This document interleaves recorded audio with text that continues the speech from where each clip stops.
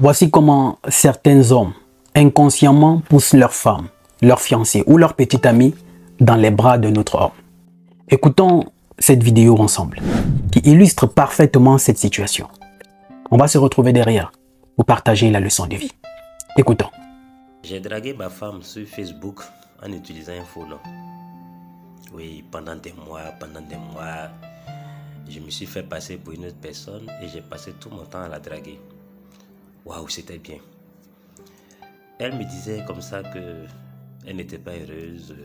C'est vrai qu'elle vit avec quelqu'un, mais ça ne se passait pas bien et que patati patata.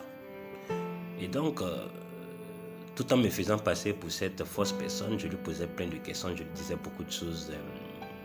Je la taquinais, je lui apportais la joie, je la faisais rire, je lui emmenais beaucoup de cadeaux sous un faux nom. Et tout ça, je lui emmenais même de l'argent sous un faux nom. Je faisais tout, je causais avec elle. Souvent même, il arrivait qu'on soit dans la même maison. Elle rentre en chambre tard dans la nuit, pendant que moi je suis au salon en train de regarder la télé. Et puis on cause nous deux par WhatsApp. Et elle était tellement heureuse, contente, amoureuse. C'était vraiment... Elle avait trouvé la personne qu'il lui fallait et tout se passait très bien. À chaque fois, elle insistait pour qu'on se voit. Elle voulait qu'on ait des moments à deux. Elle voulait que je l'invite. Elle voulait partir en week-end. Elle voulait sortir en bas. Elle voulait aller à la piscine. Elle voulait ci, elle voulait ça. Et je trouvais toujours des excuses. Je n'étais jamais disponible et j'étais toujours en voyage, j'étais ici, j'étais ça. Et puis ça a continué comme ça pendant de longs mois. Elle était heureuse, elle était amoureuse de cette personne qu'elle ne connaissait pas, qu'elle n'avait jamais vue physiquement, parce que j'utilisais une autre photo que j'envoyais et tout ça. Elle aussi me balançait ses photos, tout. Et tu diras qu'elle a carrément trouvé l'amour de sa vie. Et les choses se passaient tellement bien. Waouh, c'était bon. C'était beau. Et puis, finalement, un jour, j'ai décidé vraiment de la recevoir, de la rencontrer dans un beau restaurant, quelque part. Et puis, on s'est donné rendez-vous, on a tout préparé, on a organisé le rendez-vous, tout. Et ce jour-là, moi, j'étais à la maison. Quand elle m'a dit, ah, écoute, il y a une fête en famille, là, avec mes soeurs et tout ça. Donc, je pars pour cette fête-là et que je vais revenir un peu tard. Je dis, mais il n'y a pas de souci, vas-y. Et dès qu'elle est sortie de la maison, on me voit courir, je me suis habillé. J'ai pris la voiture, je suis parti au lieu du rendez-vous. J'étais déjà là avant qu'elle n'arrive. Quand ma femme est rentrée dans le restaurant, et puis, elle m'a vu assis dans le restaurant. Elle m'a fixé. Tu vas sentir qu'il y a quelque chose qui ne va pas. C'est-à-dire qu'elle était dans un autre état. Elle s'est dit, mais attends, comment est-ce que ça peut être possible? Qu'est-ce qui se passe? Elle se posait plein de... Elle était comme... C'est-à-dire qu'on dit qu'elle est hypnotisée là, arrêtée là. Elle ne pouvait plus, elle ne pouvait pas bouger. Et je la regardais. Je lui ai dit, mais viens t'asseoir. Pourquoi tu as arrêté là? Viens t'asseoir. Elle dit non, mais elle n'arrivait pas à parler. Je la regardais, je sentais qu'elle n'arrivait pas à parler. Je dis, viens t'asseoir. Tu as rendez-vous avec telle personne, non? Elle me regarde. Je dis, viens t'asseoir. Elle est venue s'asseoir. Elle me pose la question. C'est toi qui faisais ça? Je dis, oui, c'est moi qui faisais ça. Elle est restée silencieuse pendant un bon moment jusqu'à elle dit, je demande le divorce. Je me suis levé, je suis allé vers elle. Je l'ai prise dans mes bras. Je dis non, on ne va pas divorcer. Je te demande pardon. Pardon, chérie. Pardon. Tu manquais de beaucoup de choses.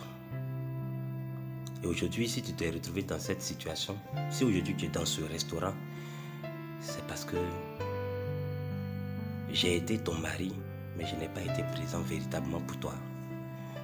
Et tu avais besoin de tout ça. Tu avais besoin d'être chouchouté. Tu avais besoin d'être aimé. Tu avais besoin de preuves d'amour. Tu avais besoin de ces restaurants.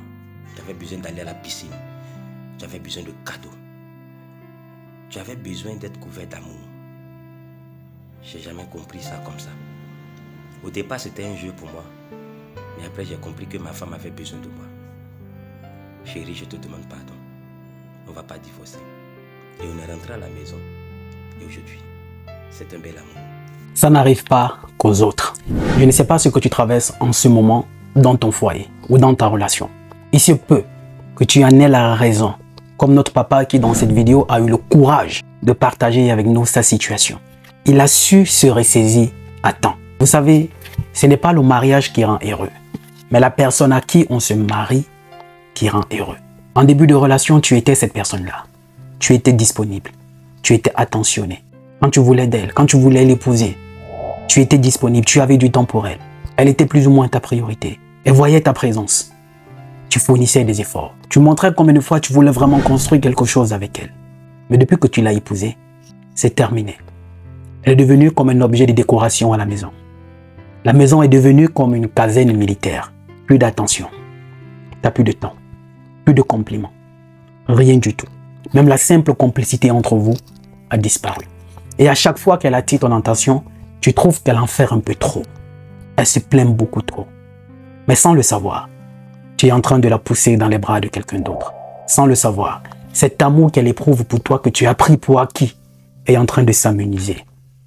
Nombreuses sont des femmes qui sont encore dans des foyers, pas par amour, mais elles sont là par habitude ou par reconnaissance pour ce que vous avez fait pour elles. Mais sinon, l'amour a disparu il y a de cela beaucoup trop longtemps. De par votre comportement. Plus de cadeaux, plus de compliments. Même quand tu fournis des efforts, en attendant le petit compliment de toi, ça ne vient pas. Tu es toujours en train de reprocher tout ce qu'elle fait. Jamais tu ne félicites ses moindres efforts. Sans le savoir, vous êtes en train de la pousser dans les bras de quelqu'un d'autre. Comme ce papa. On dit souvent une femme doit être soumise. Tu n'es pas là, tu n'es pas disponible, tu n'es pas présent. Le fait de l'avoir épousée, c'est fini, elle t'appartient. Tout est acquis. Malgré qu'elle se plaigne, tu demandes quand même qu'elle doit être soumise. Tu n'es pas en train de transformer ce mot soumission en esclavage. N'a-t-elle pas de droit? Parce qu'en réalité, une femme doit être soumise à un homme, pas à un garçon. Ce papa a su se ressaisir.